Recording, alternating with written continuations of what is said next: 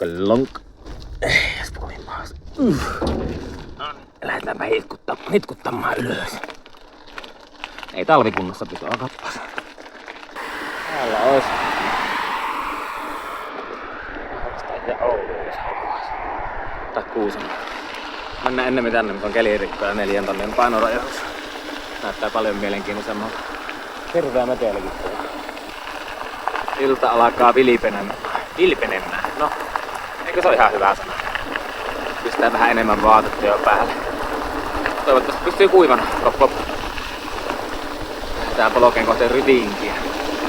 Se voi olla, että on kylmä yö tulossa. Luppailee, että pitäisi olla 3 aikaan kylmimmillään +7, mutta mä veikkaan, että voi mennä kylmemmäksi. +7 näitä on mitkään kylmä, mutta monesti jos säännöstä luppaa yöllä kylmimmillään +7, niin se voi tarkoittaa -4 tai -2.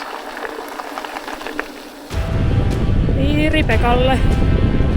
Ehkä se tulee tuolta jostain kohta. Laittaa kiinni se.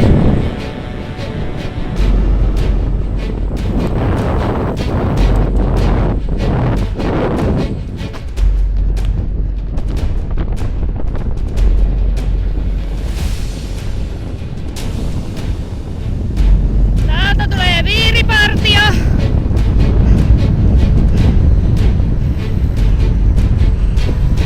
Täältä tulee viiripartio. Moro! Tässä kun ilta pimeenee ja kylmenee, niin sitä taas miettii, että olisiko tämä jo nähty. Meikäläinenkin miettii tämmöisiä. Onko tää sitten niin kivaa? Välillä tää on ihan aivan mahtavan kivaa, niin kuin äsken tuossa lossilla. Että se on tunteiden vuoristorattaa. Ja pääkopastahan tää on kiinni. Totta kai niin kuin kaiken muunkin pitää pelata. Ja nyt sitten kun kaikki ei ihan pelaa. Just nää pipsit, jotka tuntuu, että ne on hiertänyt tästä 800 kilsasta, mitä mä oon ajanut, niin 800 kilsaa. Mutta joo, se vaikuttaa siihen henkiseen puoleen. Nythän pitäisi olla niinku kuiva yö. Kop. Ja mahdollisesti huomioonkin päivä vielä ihan nättiä, mutta sitten pitäisi taas tulla sitä vettä ihan kunnolla. No, säännöstöitä. Jos olisi niinku kivaa, hyvää ja hauska ja lämmin keli, niin olisiko tää eri homma. Mutta ei tää tarkoituskaan olla helppoa. Ja katsotaan niin, mihin tästä päätyy.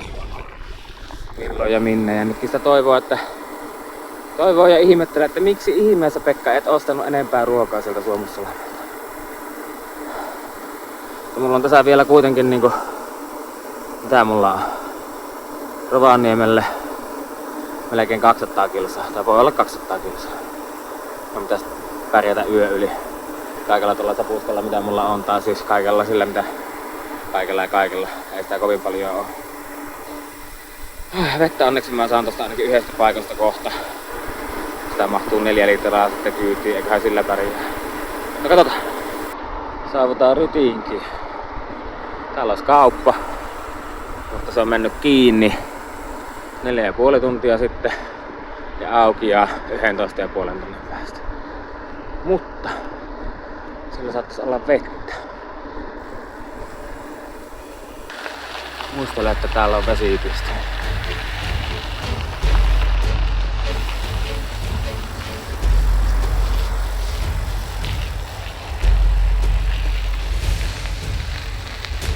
Lisää.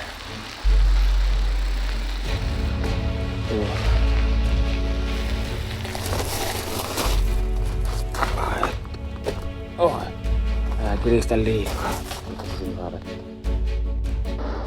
Ja ei sitä kauaa kestä pysähtyä. Täältä tulee vähän vilipunen. Sitä pitäisi pysähtyä vielä jonnekin laavullekin nukkumaan. No, sinne on vielä matkaa. Anyway, sain vesipullot täytettyä. Kiitoksia tosi paljon Rytingin kauppa. Muistin tosiaan, että siellä on vesipiste seinässä. viimeksi oli.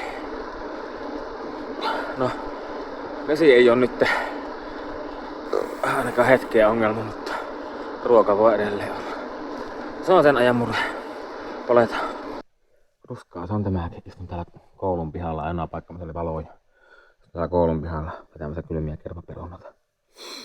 Ei ole ihan keskellä yötä, mutta melkein. Tässä kohti just ei ole ihan kylmä, kun tää vähän ylempänä. Tästä laskeutuu jonnekin, on varmaan taas kylmä. Tässä hyvän nämä jatketaan. Kello on kohta 2 yöllä ja täällä on aivan huikean upeat revontulet. Aivan upeat oikeasti. Ei nyt tietenkään niinku tätä videolla varsinkaan näy mihinkään. Ei niitä tarvitse nähdä. Minä nautin. Vaikka on tuo silleen pikkusen vaikeeta tässä ollutkin. Ehkä tää on niinku pikkusen liian suorittamista. Mutta taas niinku...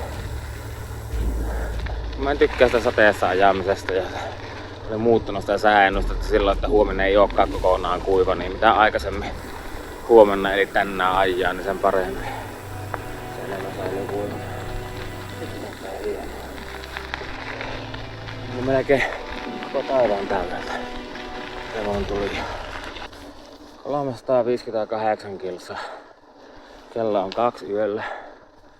Ja laavulla on matkaa semmonen vajaa 2 kilsaa. Mutta se on helvetinkin vähän kysymys, että onko sinne laavua.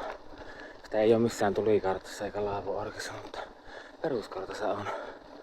Sitten ilmakuvassa, jonka vuosilukua mä en tarkistanut, sitä näkyy jotakin. Mutta ei pysty sanomaan, onko niitäkin.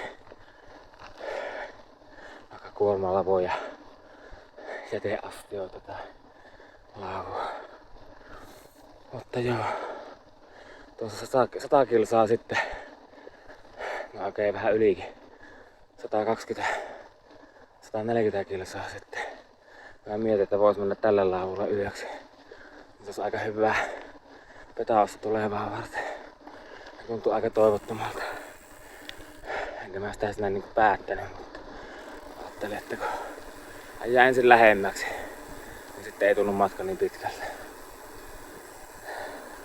Mutta nyt jännitetään, että onko siellä se laavu. Jos ei ole, niin sitten voi olla, että harmittaa. Arvaa harmittaako? Voi olla, että harmittaa. Tää on vielä jännää, että kun tää lämpötila täällä vaihtelee ihan helekkareesti.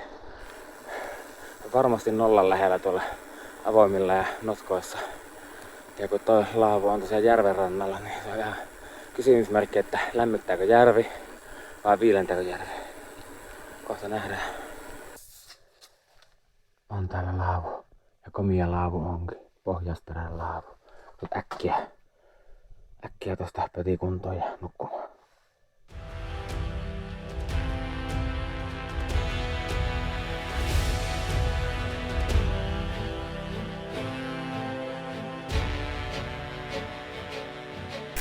Liukasta. Sukelletaan tonne kuusikkoon näitten juurien